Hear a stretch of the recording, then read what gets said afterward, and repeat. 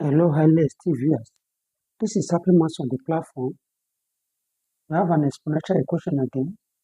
We are asked to find the value of a and b in this exponential equation. Now let's go. We have it as 3a plus 3 raised to b equal to 2 factors of 324 will be 162 times 2. Then 3 raised by a plus 3 raised by b is equal to. We can split 162 again to give us 81 times 2, then times 2. Again, 3 raised by a plus 3 raised to b is equal to 3 raised by 4. Since we have the base of 3 at the left hand side, 3 times 3 is 4. 3 times 3 is 9 times 3 is 21 times 3.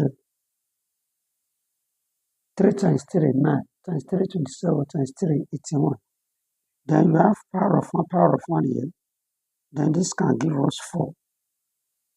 Now, if that is possible, we have 3 raised by a plus 3 raised to b is equal to 3 raised by 4.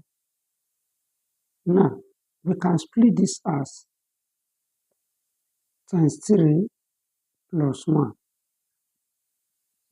Times 3 plus 1 will give us 4 back. Now, let's go. We have it as 3 raised by a equal to 3 raised to b equal to 3 raised by 4 times. Now, this is the same thing as 3, or let me put the bracket, 3 raised by 1 plus 3 raised to power 0. Record that any number raised to the power of 0 will give us 1. So, we have it as 3a plus 3 raised to b equal to 3. Since the bases are the same, this we add the powers. Then plus 3, 4 plus 0.